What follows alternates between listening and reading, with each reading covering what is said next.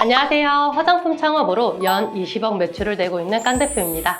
제가 스마트 스토어 빅파워 등급으로 6년 정도 사업을 하고 있는데요. 유튜브에서는 다들 스마트 스토어 시작 안 하면 바보다 할 정도로 돈을 잘 버는 곳이라고 하는데 현실은 어떨까요? 스마트 스토어 쇼핑몰 창업 현실에 대해 알려드리겠습니다. 스마트 스토어 정말 잘 되기만 할까요? 주변에서 망하는 케이스 3가지 정도만 말씀드릴게요. 판매하기 급급해서 가격 낮추기. 스마트 스토어 위탁 판매로 시작하시는 분들이 정말 많죠? 위탁 판매의 경우 제로 창업에 가깝기 때문에 많은 분들이 위탁 판매로 처음에 스마트 스토어를 시작합니다. 그리고 도매국이나 여러 B2B 사이트들을 활용해서 제품을 찾아서 스마트 스토어에 올리죠. 그럼 팔릴까요? 제품은 올렸지만 내 상품은 어디에도 보이지 않죠. 물론 처음 올릴 때는 10페이지쯤 있었던 것 같은데 시간이 지나면 지날수록 점점 보이지 않게 되죠. 올린다고 팔리는 게 아니란 말이죠. 그럼 판매하기 위해서 가격도 경쟁사보다 낮춰보고, 물론 가격도 낮추고 그러면 낮은 금액으로 판매를 하니까 판매가 이루어질 수도 있고 판매가 꾸준히 이어지면 상위 노출이 될 수도 있습니다. 그럼 경쟁자들은 어떨까요? 그냥 보고만 있을까요? 서로 가격을 낮추며 나눠먹기를 하게 되겠죠. 어떤 분들은 매입 금액보다도 낮게 판매하기도 해요. 결국 판매 금액이 나에게 들어오면 이건 본전도 아닌 마이너스가 되는, 판매하면 판매할수록 손해만 보는 상황이 오기도 합니다. 결국엔 경쟁자든 나든 출혈이 큰 싸움이 되는데, 그렇게 된 시장은 이미 가격이 무너져 있는 시장이 되어버렸기 때문에 상위 노출이 되어 있어도 의미가 없는 시장이 됩니다. 결국 돈만 잃고 이쪽 업계를 떠나겠죠. 두 번째, 사입. 위탁 판매로 스마트 스토어를 하다가 판매가 잘 되면 위탁보다 저렴하니 사입을 생각하게 됩니다. 그런데 그 제품은 나만 판매하는 게 아니잖아요. 다른 사람들도 판매를 하잖아요. 위탁으로 판매를 할 때는 가격 붕괴도 안 되고 상위 노출도 잘 돼서 잘 팔고 있었지만 제가 잘 팔면 다른 사람도 팔고 싶어지겠죠. 그렇게 된다면 위에서 말한 것처럼 또 가격 경쟁이 일어나게 됩니다. 이게 어떻게 보면 참 안타까운 현실이지만 대부분의 위탁, 사입 상품의 경우 정말 수많은 사람들이 판매를 할 수 있게 뿌리잖아요. 그래서 이런 상황들이 발생되기도 해요. 그래서 나만 판매하는 게 아니라면 처음엔 해결이 된다고 해도 이 상황은 계속해서 나오게 되더라고요. 세 번째, 트래픽 쓰기. 스마트 스토어는 상위 노출만이 답이라고 생각하시는 분들이 90% 이상이죠. 그래서 스마트 스토어를 오랫동안 하셨던 분들이라면 트래픽을 잘 알고 있을 거예요. 프로그램으로 방문 지수를 올리고 체류를 하고, 물론 그렇게 하다 보면 짧게는 일주일, 길게는 한 달 정도 만에 상위 노출이 되기도 합니다. 그래서 많은 분들이 트래픽을 쓰고 있기도 하고요. 근데 트래픽을 한번 사용하기 시작하면 끊을 수가 없습니다. 왜냐하면 하루 몇천 명씩 방문자를 넣어놨는데 상위 노출이 되어서 트래픽을 끊는다면 하루에 트래픽과 비슷하게 몇천 명, 몇만 명이 스토어에 와야 되는데 그걸 채우지 못하면 지수가 하락해서 상위 노출에서 내려가거든요. 그럼 또 트래픽을 쓰겠죠. 기계로 수천, 수만 명을 넣어서 상위 노출이 되었으니 이젠 그 이하로 트래픽이 들어가면 바로 떨어지게 되는 거거든요. 사람이 들어가서 상세 페이지 보고 체류하고 구매하고 등등, 이 힘이 상위 노출 지수에 힘을 실어주는 건데, 이게 힘이 10이라면 같은 패턴, 같은 반복 작업이 들어간 트래픽의 경우 0.1밖에 안 돼요. 그래서 몇천, 몇만을 트래픽을 넣는 거죠. 그렇기 때문에 트래픽은 절대 사용하지 말라고 말씀드려요. 마약처럼 끊을 수도 없고 결국 마지막은 네이버에서 스토어를 저품질 먹이거나 스토어 자체를 정지시키는 걸로 끝나는 게 트래픽이거든요. 결국 매출을 보면 잘 팔린 것 같은데 트래픽 비용이 너무 많이 나가서 오히려 돈도 탈탈, 멘탈도 탈탈 털리고 나가시는 분들이 정말 많습니다. 2번, 스마트 스토어 시작한 초보자가 멘탈 나가는 것들. 재고 파악. 스마트 스토어를 거의 위탁으로 많이들 시작하시잖아요. 막 유튜브 보고 교육 보고 하면서 호기롭게 딱 상품을 스마트 스토어에 올립니다. 올리면 막 떨려요. 판매 됐나? 자꾸 확인하게 되고. 근데 열심히 내 시간 투자해서 상품 찾아서 올렸는데 내 상품은 어디에도 안 보입니다.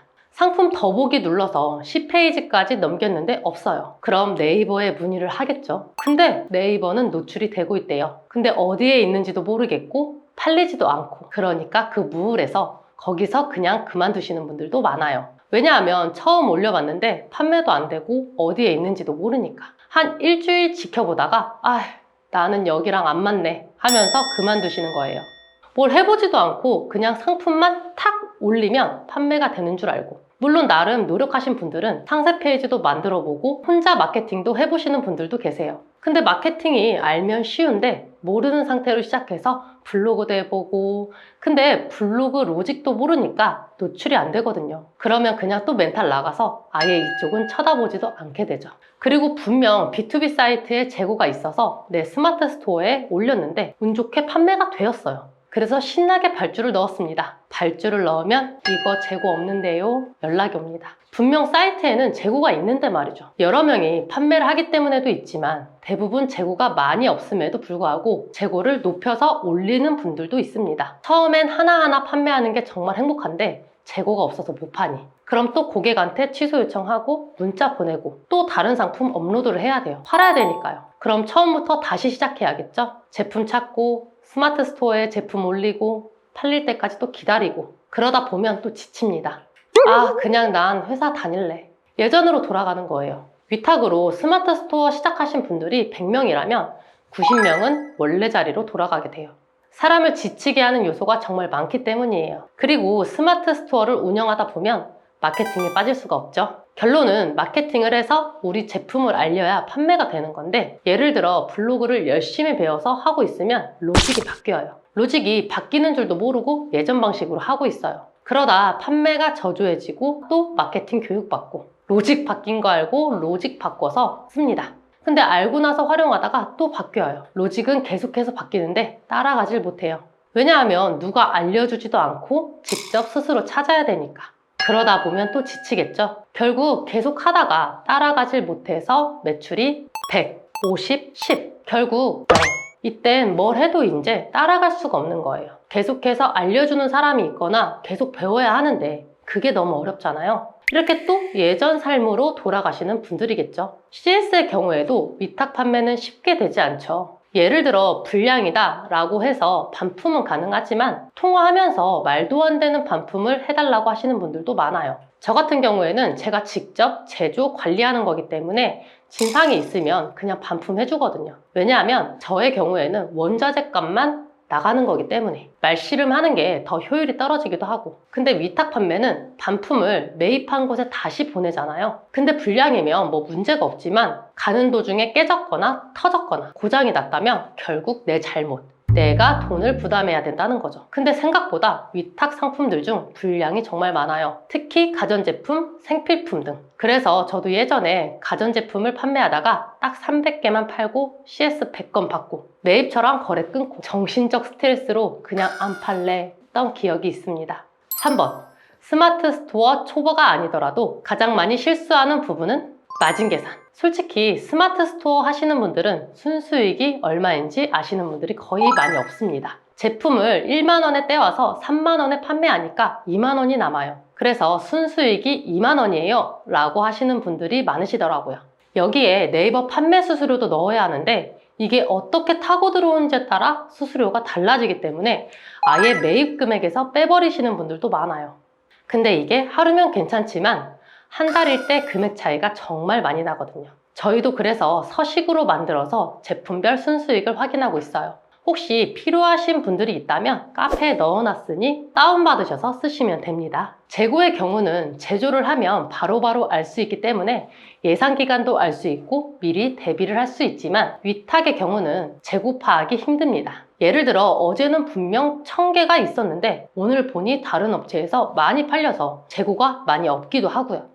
그럼 똑같은 상품이 다른 곳에 판다면 그곳에서 가지고 오면 되지만 없다면 판매 중지 후 기다리는 수밖에 없거든요. 언제 나올지도 모르는 상품을 그냥 말만 믿고 기다리는 수밖에 없어요. 그럼 그때까지 또 못 팔겠죠. 또 상위 노출이 되어 있었다면 그것도 저 멀리 날아갑니다. 물론 많이 판매를 한다면 거래처 입장에서도 좋기 때문에 미리 재고를 알려주시기도 하고 미리 우리 것만 따로 여분으로 빼놓기도 해요. 근데 그건 아주 잘 팔고 있을 때, 하루 50개 이상 막 판매할 때, 그래서 미리 직접 전화해서 제품 재고 현황을 물어보시는 게 좋습니다. 판매 키워드 발굴하기. 내가 어떤 키워드로 노출을 해서 판매를 할 건지도 중요합니다. 예를 들어서 선풍기를 판매한다면 시원한, 거실, 저소음, 선풍기 이렇게 4개 정도 찾았다고 칩시다. 그리고 나서 이후에도 새로운 키워드가 생길 수도 있고 내가 놓친 황금 키워드가 있을 수도 있는데 처음에만 공을 들이고 이후에는 키워드를 신경 쓰지 않는 경우가 많습니다. 그 황금 키워드를 찾는다면 판매하는 데 있어서 재고 문제가 발생하지 않는다면 꾸준히 판매를 할 수도 있는데 귀찮기도 하고 잊어버리기도 해서 나중에는 판매가 안 되고 나서야 부랴부랴 다른 판매 키워드를 찾는 경우도 있죠. 그렇기 때문에 키워드는 정말 돈이라고 생각하시고 꾸준히 찾는 습관이 중요합니다.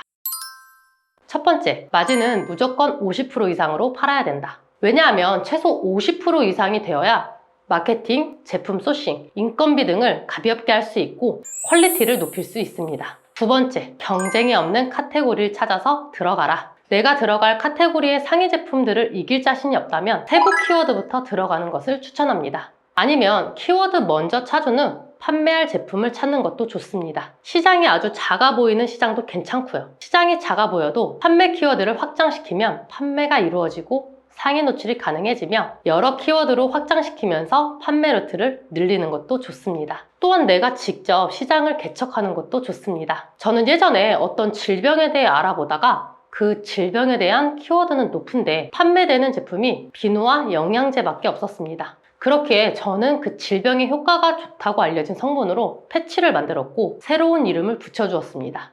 그렇게 새로운 이름을 쓰니 네이버 쇼핑 탭에는 저밖에 없겠죠. 자연스럽게 상위 노출이 되었고 그 키워드로 마케팅을 하게 되었습니다. 그 결과 한 달 검색량이 1,400이 되었습니다. 이 키워드는 제품명으로 구매를 하기 위한 키워드이기 때문에 검색량이 1,400이면 50% 이상, 700명은 이 키워드로 구매를 한 거라고 생각하시면 됩니다. 어때요? 새로 개척하는 게 훨씬 쉬워 보이지 않나요? 세 번째, 나만 쓸 수 있는 키워드를 만들어라. 위에서 말한 것처럼 제 제품들은 상표 등록이 되어 있습니다. 그렇기 때문에 다른 사람들은 키워드에 제 제품명을 넣을 수가 없죠. 이 말은 경쟁자가 없다는 것이겠죠? 물론 가끔 돈에 눈이 멀어 경쟁자가 들어오기도 하지만 전화 후 상표 등록이 되어 있으니 빼달라. 빼지 않으면 법적 조치를 하겠다 라고 말씀하시면 바로 뺍니다. 왜냐하면 고소가 가능해요. 나의 키워드로 판매를 한다? 그 판매 금액을 전부 저에게 돌려줘야 되거든요. 그래서 제품명이나 마케팅 활용을 위한 새로운 키워드를 만들었다면 저는 무조건 상표 등록부터 하라고 말씀드리고 있습니다. 자, 이제 스마트 스토어 쇼핑몰 창업 현실에 대해서 잘 아셨죠? 가장 많이 실수하시는 부분에 대해서 말해드렸는데 이것도 기억나시죠? 그래서 반드시 3가지 원칙을 따라서 해야 실수가 없다고 말씀드렸습니다. 생각보다 판매가 책정을 잘못해서 실수하시는 분들도 계시거든요. 그래서 제가 이런 분들을 위해서 다음 영상에서는 손해보지 않는 스마트 스토어 판매가 책정 방법과 마진 계산법에 대해서 알려드리겠습니다. 그럼 다음 영상에서 만나요.